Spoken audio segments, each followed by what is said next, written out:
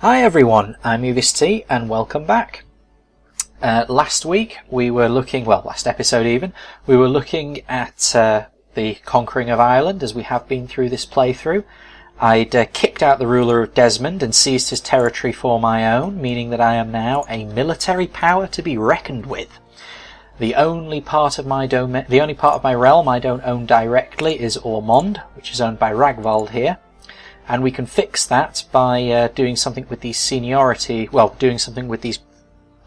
succession laws. But I've got to be ruling for at least 10 years before I can do that. So there's a little bit of time left there. But for now, Ragvold has a good opinion of me, even though there's a negative 40 modifier on there.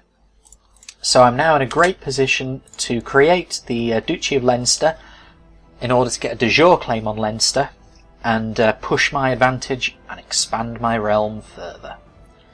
So we've started the clock going.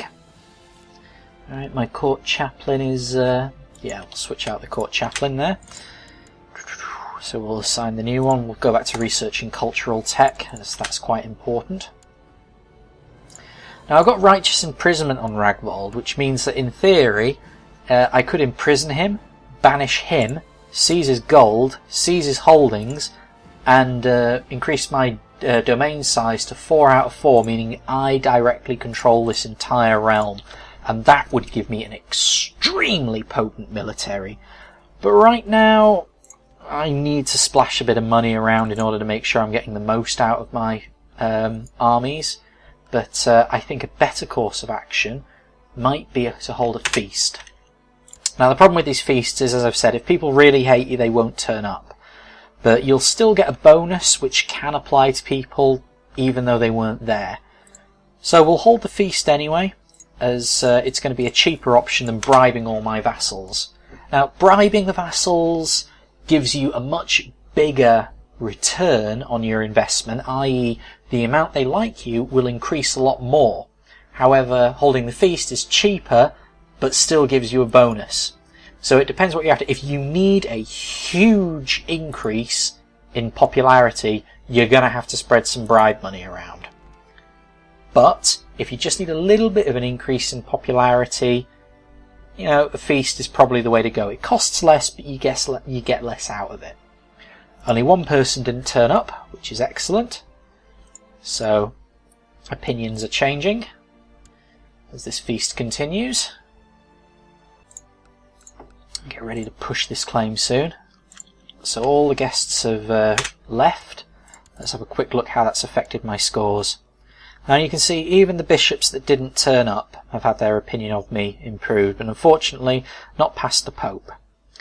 Bishops pay the taxes to the person they like the most. If they like the Pope more than they like you, then unfortunately you are shit out of luck. But again, a bit of bribery can fix that. Creating the Duchy of Leinster requires 175 gold, so we're nearly there.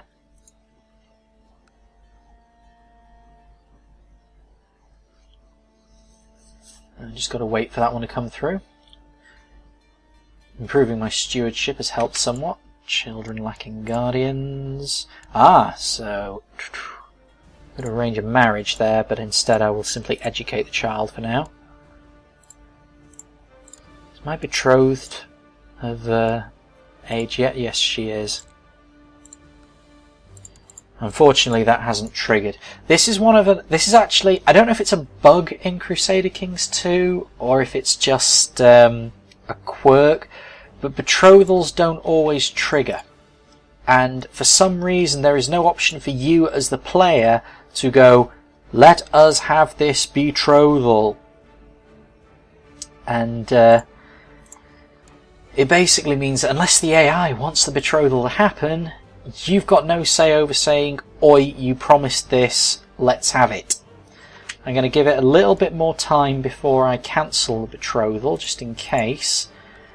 But it's something that really, really annoys me. It's also the reason why matrilineal betrothals are a terrible idea, because unless someone would accept the matrilineal betrothal when the parties become adult, they won't actually accept it.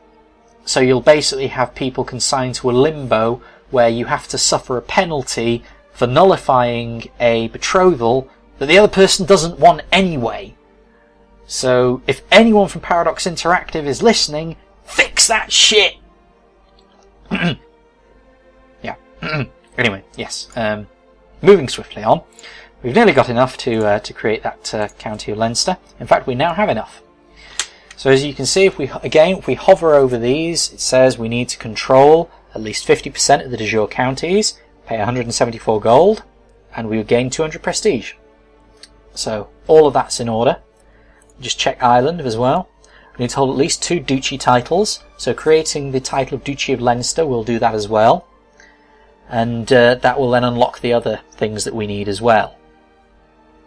There will be other ones. I think you need to control 50% of Ireland as well, the territories in Ireland at least. But controlling Leinster will get us close.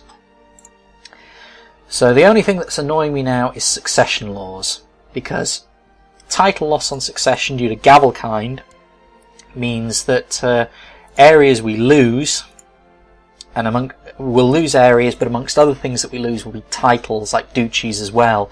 So trying to consolidate at least 2 duchies under one ruler is a pain in the arse. Fortunately, this character is going to be living quite long. We can change the Spy Master to Scheme now in Thormond, which will help uncover plots, so hopefully that'll help uncover assassinations. And we can improve diplomatic relations with vassals who really don't like us. And the only vassal here who matters is Earl Ragvold, who, thanks to his contented trait, is not going to be a problem anyway. So all in all, we're in a fairly good position. Yep, so let's push that claim. So I will create that title. So again, we go into the county screen, make sure that de jure is checked. We go 1 level higher, so we go from the county here to the duchy. You then go from the duchy to the kingdom, or the kingdom to the empire, depending on what you wanted to do. And then click create. It'll ask you to confirm. So we gain 200 prestige, but lose a lot of gold. But we now have that title. And we have a de jure claim on Leinster. So again, this twat has a claim on my titles, so if I take over Leinster, that essentially means that his military is going to be even more reduced, so he's going to be less likely to press that claim. So this war will not only expand my territory, it will also reduce the probability of him trying to counterattack against me, and also further fragment Ireland. And a fragmented island is an island which is easier to unite under one banner. Peace through power, the technology of peace, one vision, one purpose.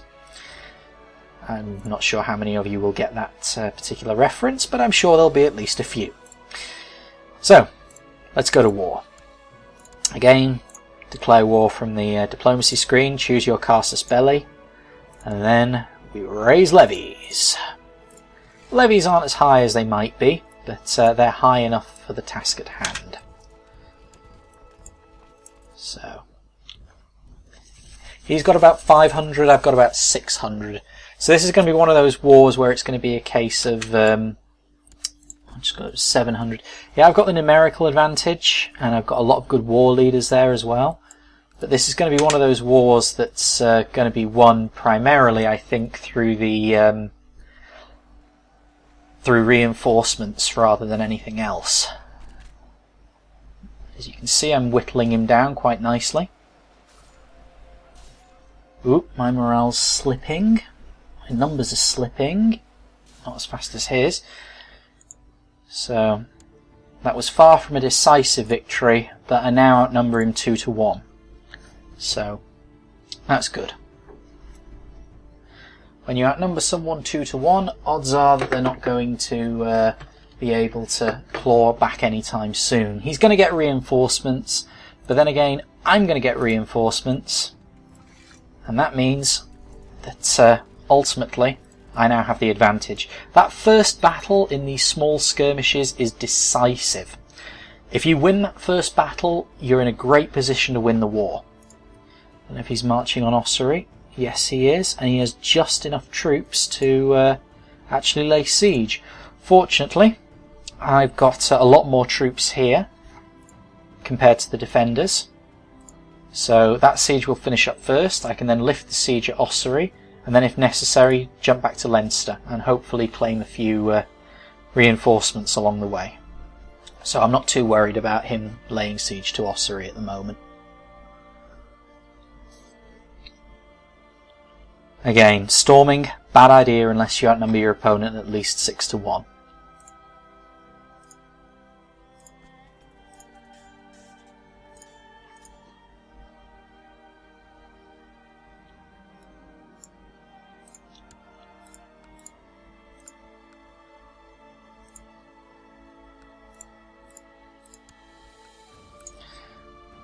Unfortunately, my defenders have been doing a pretty crappy job here, so it looks like that siege may lift sooner than wanted.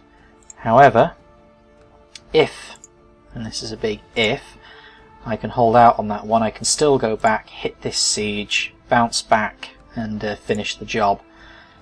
Because the other thing to bear in mind is that when you finish a siege, you leave a small portion of your force behind as a garrison. And this goes for both the AI and you, which is a lot easier to conquer. So if I can wipe out that army, I can lift the siege there, reconquer the territory he's taken, and then come back and finish off the conquering before he finishes up there. So I've finished that siege now, and as you can see, it's given me some war score. So I'm going to try and lift the siege here. I think I'm going to be too late. Yep, I've lost that. But I might still be able to catch him. We're both arriving on the 7th of May, so no joy there. But I can lift the siege here, which will even out the war score somewhat. He's going to have that same advantage in Leinster. However, because of my superior numbers, again, unless the random events dramatically favour him like they did before, I should be able to sort this out. You can see I've got a big advantage in morale. Again, sorry, I've seen a lot of these random events before. These are related to my desire to improve intrigue. So, okay, so the random events are favouring me. Again, you've got to work with these random events. There's no point in saying, oh, I only lost because it was random. At the end of the day, that's how the game works. You've got to cope with these random events, and the AI will be handed just as much shit as you are. So if you fail because of something random, don't complain, brush yourself off, learn from it, and learn how to mitigate the effects of the randomness. So for example here, I'm now moving in. If he holds on, yep, there we go. I've met the army in combat, I have the advantage in numbers, so I should be able to drive them back. My Chancellor's sown more distrust, which means reinforcements are going to be easier coming. Opinions of me. Oh, my opinions turned somewhat sour in Ormond. There's been a succession crisis. So I'm going to improve diplomatic relations in Ormond. This guy isn't content. He's inherited those tyrant problems. So my Chancellor should be able to smooth things over. In the meantime, I'm going to send a gift to try and avoid immediate problems. He has a regency as well, so I'm relying on my Chancellor there. So that's not a crisis of succession in the sense that there's not a clear successor. What I mean by that is, well, saying crisis of succession is completely wrong, but what I meant to say essentially is there has been a succession and the succession was not in my favour. So I hope that clears that up a bit. So again, continuing laying siege to Leinster. In fact, again, this may be another one of those where it's a good idea to I'm keeping an eye on my forces here. Right, we had an offer of peace. They surrender. We accept. So, that particular conflict has ended. Leinster is under my rule. It unfortunately has that recently conquered little annoying clause, which means that for the next 5 years I'm not going to be able to claim much from it. The nice thing here with Ormond is even though this guy hates me, I now own 1, 2, 3 territories directly, and a 4th territory I own directly that isn't providing me with forces yet, but it's more than enough to actually counterbalance the effects of this fight here in Ormond. So overall, my military is now weaker than it was before by a little bit because of the problems with Ormond and that succession. You can see I've now got less than 700 in total that I can call on. But all in all, I've taken Leinster, which is what I wanted to do. Most of the realm is actually within my domain, so it's owned directly by me. So all in all, good positions all around. This is a short episode, to be completely honest with you. I pulled it on from the previous episode I was recording. So I'm going to wind this one up here. You've seen me use the de jure claim on Leinster. You've seen me create that title and use that title. You can see the title here now, Duchy of Leinster, Duchy of Munster. And if we want to carry on our claim all the way up to the Kingdom of Ireland, we now need to control 5 out of 13 territories. So we need to control another 2 territories and gain 340 gold from somewhere. So join me next time and we'll do that one as well. Take care everyone. Until next time, I'm Evis T, signing off.